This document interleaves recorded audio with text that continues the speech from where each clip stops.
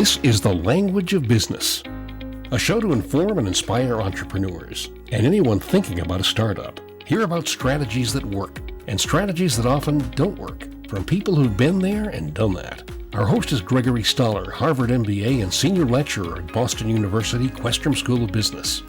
Here's Greg Stoller. These days, when you mention the word cannabis, enterprising entrepreneurs sniff profit. But what happens to all of that research? We're on location here in Worcester with CEO Dr. Mary McNabb of C3RN, and welcome to The Language of Business. Thank you. Thanks for having me. So what does C3RN stand for? Yeah, it stands for Cannabis Community Care and Research Network. And what is your charter? So our mission is to advance science, research, and education around medical and adult use cannabis. Most entrepreneurs these days immediately want to make money and make profits. It's even better than just revenues from cannabis. What do you do with your research? Research studies that we have right now are with the University of Massachusetts Dartmouth. We launched a cannabis consumer and patient study. That study has around 2,000 responses so far to date. And the purpose of that study is really to drive awareness around cannabis, both medical and adult use cannabis, really from an advocacy standpoint and also just from an awareness standpoint for the public and for our local dispensary partners. What do you think consumers use the research for? A lot of the consumers have been really interested to understand where are the different types of cannabis, like what are the different ways that you can consume cannabis, what are the most popular, what are popular strains for different conditions, or you want to relax, or you want to be alert. So consumers are really seeking that level of information and education. I think there's a real lack of good, solid, quality education out there for both consumers, patients, also businesses and healthcare providers around the different scientific aspects of cannabis. And how are you funded? That's a great question. We have no investment funding. We originally won the first Boston University Cannabis Startup Competition 2 years ago. Congratulations. Thank you. We used that award funding to launch a event series last year. And so our revenue has come from sponsorships and partnerships with different dispensaries. I think what's difficult for researchers in cannabis, and any researcher out there I'm sure agree with me, there's a dearth of funding available for cannabis research. The majority of funding that's available through traditional US government funding streams is through the National Institute of Drug Abuse. And so that research tends to have research objectives that are looking at the potential harms or prevention measures. So when looking at the other side of sort of the health and medical research coin, there hasn't been funding available or lessened regulatory restrictions for researchers to conduct other studies. So we've had to be very creative as entrepreneurs over the last 2 years. I think companies have seen research as important, but research is not cheap. Sure. And a lot of these companies are seeing data and analytics from a very different perspective. So it's been a dance of trying to work with an industry who's growing to understand the value of investing in such data. So for the last, I would say about a year and a half or so, we were able to really work with a few really great industry partners to kind of make that happen and to fund it from a smaller, more bite-sized perspective. Sure. But that also requires collaboration among dispensaries, so it's been really interesting. What is your end game? So our end game is to advance really good quality science, research, data, analytics, be a service to the business community, but also really start to hone in on high quality educational content for the cannabis industry, future entrepreneurs, workforce, as well as healthcare providers, policymakers, et cetera. Our end game is to make sure that the public is better educated about the benefits of cannabis and stigmas reduced. And what would you consider to be a win? Would you want to go into permanent partnership? Would you want to get purchased? Would you want to end up in it as a university division? I think where we'd want to end up is two ways. One, really making institutional impact with several educational institutions. We have a nonprofit that we've established that is looking at those health-related research and that education from a positive benefit. But I think from our perspective, we're a public benefit corporation, a B Corp. So we're excited about that standing, and I think for us, we'd like to eventually grow our company to really focus on data analytics and education, and eventually sell. If you could invest in one aspect of the cannabis or CBD industry these days, where would it be? So there's lots of opportunities in this industry, both plant touching and non-plant touching. Plant touching side investments, I think it's riskier to invest in plant touching businesses just because regulations change, it's a higher investment cost, capital building, et cetera, for some of these plant touching license types. So my advice to an investor would really be to look to the ancillary industries, the non-plant touching supportive industries. So things like research or data and analytics like C3RN, or legal firms, business accounting, HR, other ancillary services from labeling, label products to eco-friendly packaging. Those are all less risky investments.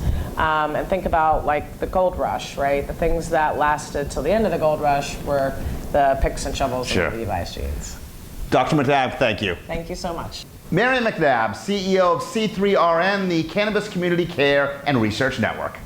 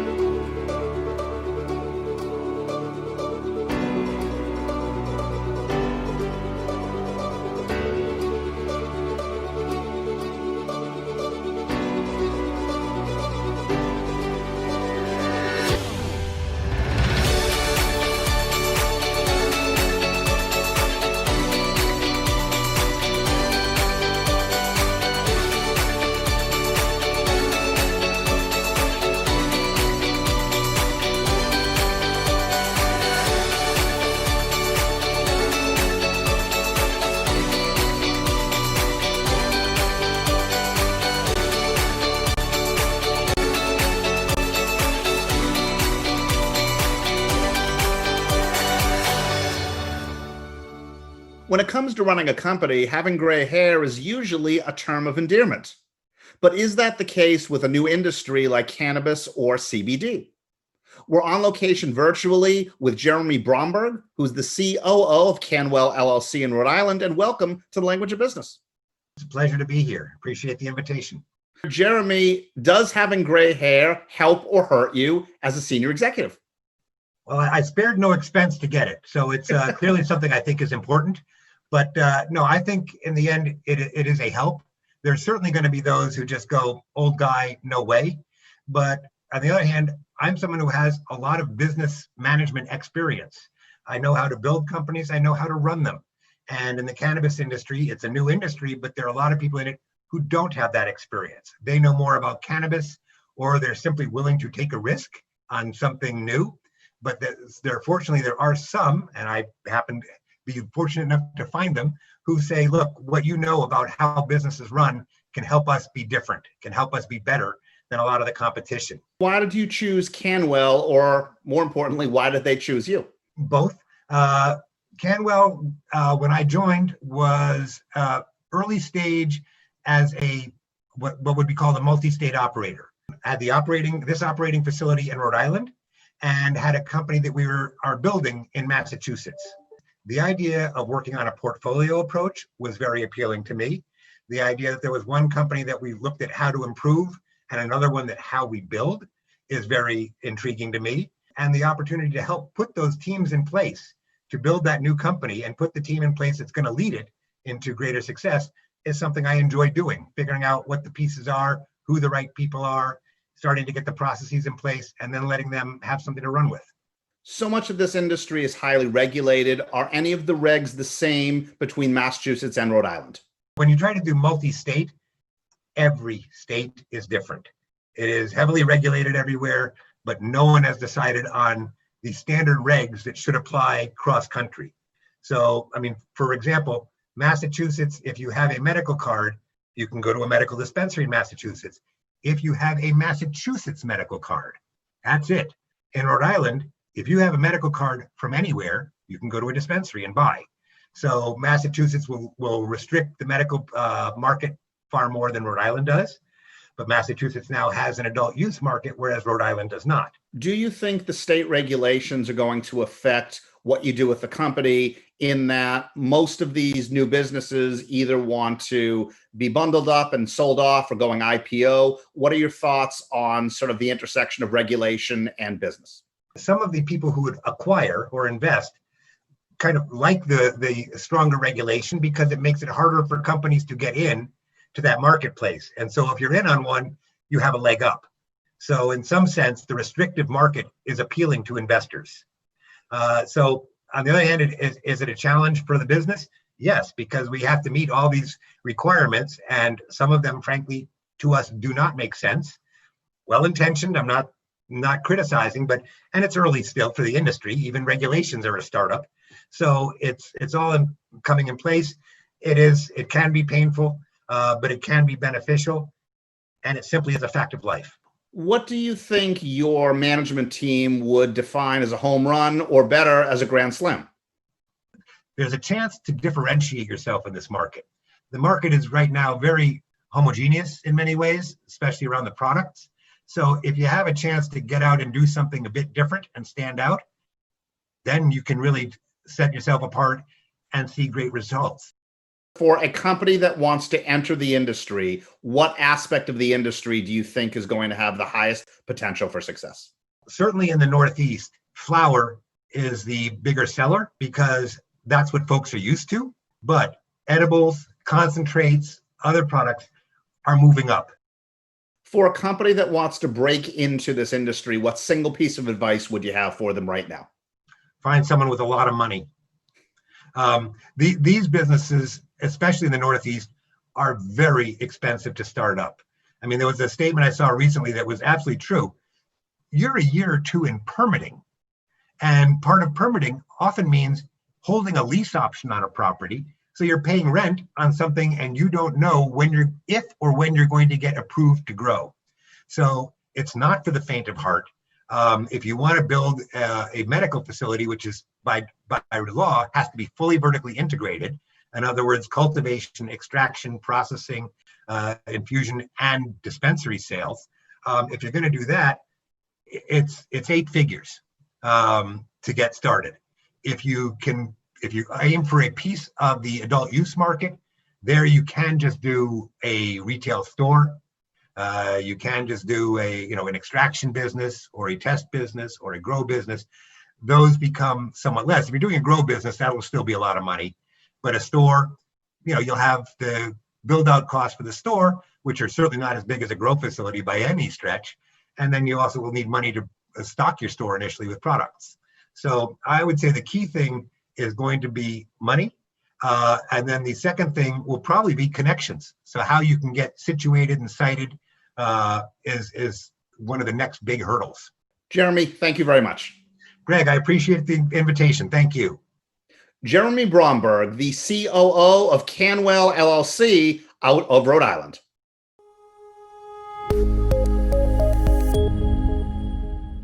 Cannabis and CBD are all of the rage today, but how do you go from farm to table? We're on location in Salem, Massachusetts on the North Shore with Mark Zuterka, the co-founder of INSA, and welcome to the Language of Business. Hey, thanks for having me. What does INSA mean? INSA, divided in half, is indica and sativa, which is the two main categories of cannabis that most people know about. Sativa being more energizing and indica being more relaxing. This Salem location is certainly not one of your first. How many have you opened so far? So this is our fourth licensed dispensary in the state of Massachusetts, our third location. And the Commonwealth allows you to have 3 and 3 for medicinal and 3 for recreational, correct? Correct. Yeah. Is that your plan over the long term? Yeah, we're going to look to probably maximize our footprint here in the state. This will be our second adult use dispensary, and we hope to open a third as well. And how do the economics work? To get one of these stores open, what is the timeline? It takes about anywhere from 12 to 24 months, probably from the initial starting point of trying to open a new location to the point where you're finally open. So there's a lot of red tape working with the state to get an application approved, and then working with the city to get a community host agreement and special permit. and then the build out itself, and then hiring and training your staff. So it's a pretty involved process. It's an expensive process, and you need to make sure you get things right. Mistakes are inevitable. Sure. So how you learn from those is what's important. What is a typical break even in terms of months or years? Right now, it's probably within the first year. I think this industry is still in the honeymoon stage. Things are changing as more and more licenses are approved, but right now things are moving really fast and are exciting right now in this industry. So a store like Salem could potentially be profitable a year from now? Yeah. And how did you find Salem? Well, we're looking at multiple cities. Earlier on, we realized how expensive and timely it is to get one of these licenses, and so we really wanted to find communities that were welcoming to us. So we talked to other communities where we had pushback from the municipalities or from the community. Salem was looking for operators. We really enjoyed working with the mayor and the police chief and the local neighborhood associations, so we just thought this was a great fit. And what would you say your competitive advantage is going to be, since there's going to be more than one here in Salem? For us, we rely on amazing, knowledgeable staff members to help our customers and quality products. So we have our own cultivation, our own lab, our own kitchen where we produce and grow and process all of our own products. We consider them some of the best of the state. We really pride ourselves on providing premium products. And then just the experience that people have when they come to one of our facilities. We really want it to be top notch. They get one-on-one concierge service. We walk them through, we try to figure out what they're looking to get out of using cannabis and guide them to the product that's best for them. What is the difference between CBD, hemp oil, and regular flowers? So yeah, the difference between the CBD products that you can buy here at the dispensary versus what you can buy in the stores or online is that our CBD products are cannabis derived, while those products are hemp derived. Really the only difference is hemp derived products are 0.3% THC or less. So you really can't get any psychoactive effect off of those. But consumers do have to be careful. There's been a lot of studies done that shown the CBD products that you buy outside of dispensaries aren't tested by a third party, and a lot of them have less than the milligrams that they say on the packaging. So you just want to make sure you get it from a reputable brand or come to a dispensary. Mark, thank you. Yeah, thanks. Mark Zuterka, co-founder of the INSA Salem Marijuana Dispensary. I didn't even realize what it meant to be in a top-tier business school until my first day. And I just really, for the first time, felt like I was in a place where everybody knew what was going on and everyone was incredibly driven to study this and perfect this field. And so I think being in a top business school really means that you are finding the barriers and the edges of the field and pushing them a little farther. And that's what Questroom has taught me over the past 4 years. The curriculum at Questroom is really helpful because you get to not only study the basics of business, such as accounting or marketing, but you really get to dive further in and to see applications of the health sector and how business applies to sustainability efforts around the world. They really want us to kind of focus it on 4 emerging areas, and those areas were healthcare, security, sustainability, and technology. Those are really where the jobs are going to be. They really want us to come out from the Questroom School of Business and, like I said, be able to work in any area of the industry. Cannabis is all about money, but what happens when government and big business collide? We're on location at the Cannabis Control Commission here in Boston with Commissioner Steve Hoffman, and welcome to the Language of Business. Nice to be here, thank you. How does one become the chairman of the Cannabis Control Commission? I mean, it's just my good luck, I guess. So the way this worked is that the law created a 5-person independent commission jointly appointed by the governor, the treasurer, and the attorney general. There were 5 commissioners, and each of us had different backgrounds, or were required to have different backgrounds. The attorney general appointed somebody that had a public safety background. The governor appointed somebody that had a public health background. The 3 of them, governor, attorney general, and treasurer, jointly appointed 2 other commissioners, one that had a regulated industry background and one that had a social justice background. The treasurer got to appoint the chairperson, and the chairperson had to have a business and startup background. How she called me and found me, I still to this day don't know, but she called and said, you know, I got this interesting job. Are you interested? And I said, not in a million years. And she said, well, look, you know, just think about it, because this is pretty unique. And I said, okay, I'll think about it. I went home that night and I said to my wife, I said, babe, you'll never guess what I heard about today, but I'm not doing it. And she said, and I'm taking out some of the swear words. Of course. She said, are you crazy? This is the adventure of a lifetime. How could you not do it? And here I am. Was there any magic to the beginning of your term in September of 2017? I don't know that I'd use the word magic. I would use the word terror. We got appointed September 1st of 2017. We had no staff, we had no money, and we had no office. But there was legislation that had some very, very explicit and quick mandates. So we had to have our initial regulations done by March 15th. We had to start of 2018, so literally 4 months or 6 months after we started. We had to start accepting license applications on April 1st. We couldn't approve applications until June 1st, but it literally was just nonstop. And again, there was no instruction manual, there's no roadmap, thank God. There were a couple states like Colorado and Oregon and Washington that went before us, and we learned a lot from them. They were incredibly helpful, but each state is different. The law is different in each state. The demographics are different. So we got some help from those guys, but we literally couldn't lift and shift. We had to do it ourselves, and it was terrifying, and particularly for someone like myself who had no public sector experience at all, had no experience working with the media and the press. It was terrifying. I mean, it was exhilarating. I was as energized as I've ever been in my professional career, but it was terrifying. To what extent has your rich business history, especially as a consultant, either helped or hindered you in the past couple of years? Oh, I think it's helped because basically this is a startup, and it's a gigantic startup, and it's starting up an industry, not just an individual company. It's also a startup that's being done completely in the open, with a lot of interested parties, commenting on every step along the way. But it is a startup, and when you do a startup, you recognize that you've got to just kind of roll up your sleeves and do it, and job descriptions and job title, everybody just pitches in to make it work. And building an agency from scratch, standing up an industry from scratch, I think my experience doing startups was extraordinarily helpful.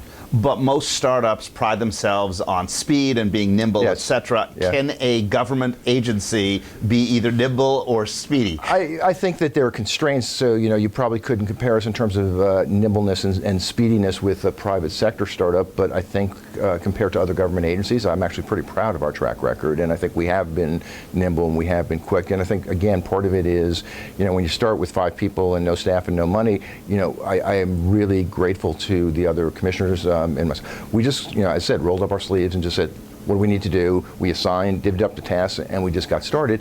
And while we have been criticized for how long it's taken, when I look at other states, when I look at the startup of medical marijuana in this state, or the startup of the gaming commission and the casino licensing, we've been pretty quick. What are your thoughts on quality versus quantity, number of locations versus the profitability of those individual locations? Yeah, I mean, I want this to be a successful industry, but I'm not rooting for any one participant. I just want the industry to be stable. I want people to be able to make a good living on it. So I wouldn't say we're focused on the profitability of any particular enterprise. We are, as I said, focused on a stable industry.